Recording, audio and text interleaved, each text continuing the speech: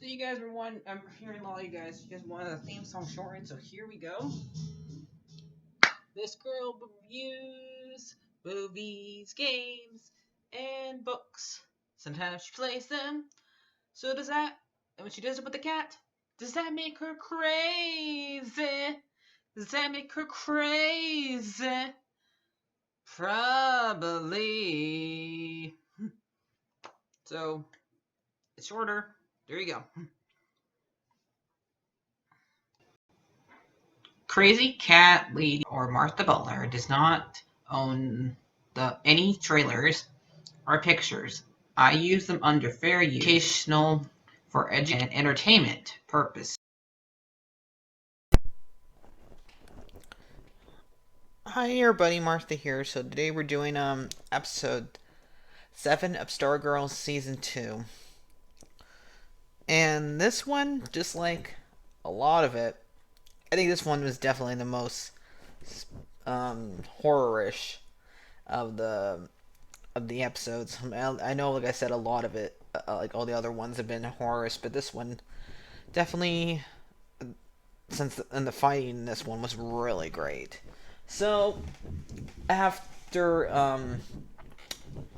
since Cindy has got her other two members, Isaac and Artemis, to join her little crew, she's gonna now attack Courtney and the others. But I guess they wanted to get rid of an obstacle and get the bait. And what do I mean by this? I guess they didn't want to have to fight Courtney and the others with Stripe there. They figured out Cindy had the diamond because when they were in the art room, where the art teacher, painted all the diamonds everywhere of Cups and one of the paintings had Cindy holding the diamond, and so both Courtney and Pat was kind of not a good idea. Both of them separated and went to get their costumes, and Pat was by himself, and both Artemis and Isaac both attacked them. And only part I did like the fight. The fight was really great. I did like the parts I did like about this fight was the fact that Pat says, "Why can't any teenager in this town be normal?" And also like the fact that Artemis at the very end, before because I guess Isaac was gonna kill him, but Artemis tells him, "Don't. He's my dad's friend." So they just give him a concussion and then put him, like, basically put him in the hospital. But the parts I kind of, how long has it been for Isaac to learn to play the violin? And yeah, he learned to play it pretty fast. Like, what has it been, like 2 weeks? A bit. So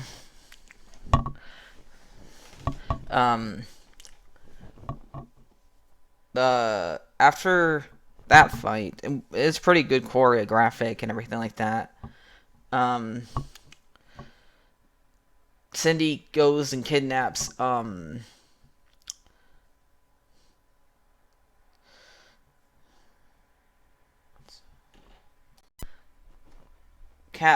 kidnaps Mike. Apparently, she did not want him to join the crew. She just wants him to be the bait to make them come, which they probably would have come and attacked them anyway because they found out she had the diamond, and she just two of her um crewmates, whatever you want to call, teammates, whatever, just attacked her stepdad and probably pretty much almost killed him. So, and also dismantled the robot Stripe. So yeah, they were gonna attack him anyway. They didn't need to kidnap Mike. So, well, whatever.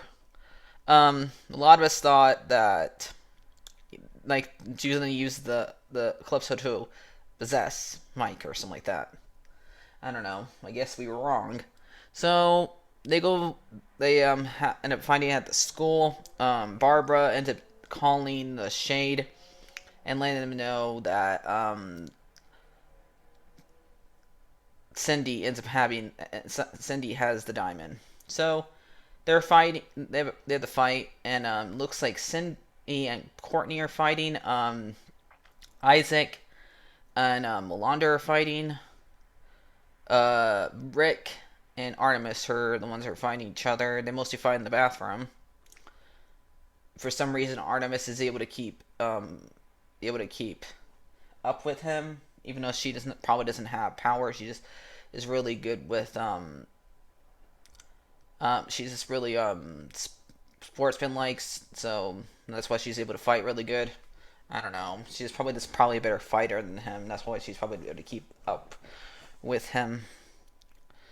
He's just stronger than her. I don't know. So for me, I think only reason Londa was not able to keep up with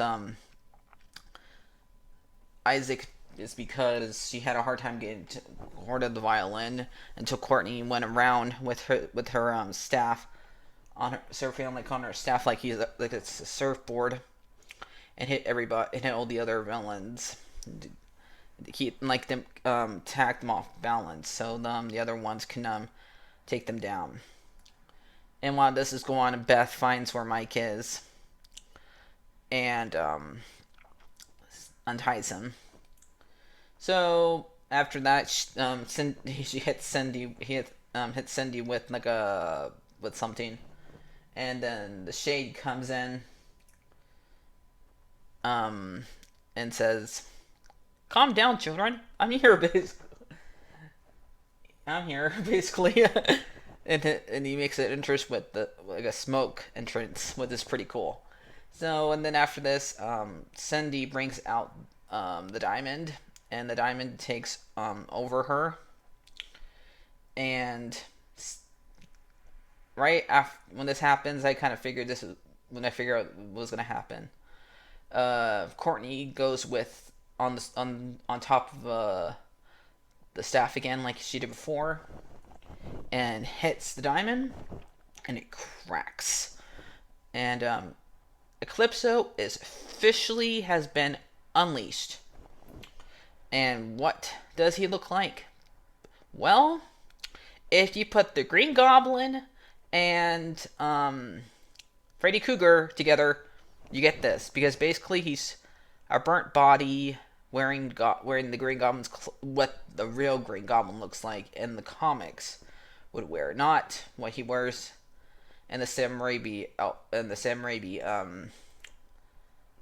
movies, where he's just basically a Power Rangers costume. He actually looks like a goblin. Do you know what I mean? What his outfit should have been. I'm not saying those movies are bad. Just that, well, how he looks is bad. Anyway, that's what he looks like, and we have like a little two deaths happen here. Cindy's not very happy that she got used. So he breaks the little thing that comes off her wrist, fang, whatever, and throws at Isaac, and then he ends up being absorbed, and so he gets killed. And which he did not deserve it. I never thought Isaac was a bad kid. He had both his parents killed, and he got told the wrong thing happened. He did not know that actually Artemis' parents killed his mom. I don't know about his dad, but anything, he just be mad at Artemis, not Courtney. But anyway, so I don't really think him as a bad kid. He's just not in the best situations. And Cindy ends up giving the Zorback one of the pieces of the diamond. So maybe she's in the same place as Dr. Midnight. We'll find out. Then both Shade attacks the attacks Eclipso, he just basically like uses his nails or claws, whatever you want to call it, and stabs the Shade and tells him, you work in my element." So the Shade's basically not a match for him. So he ends up like throwing him, and he like fades away. And later on, we see him like show up. I think at the magician's house.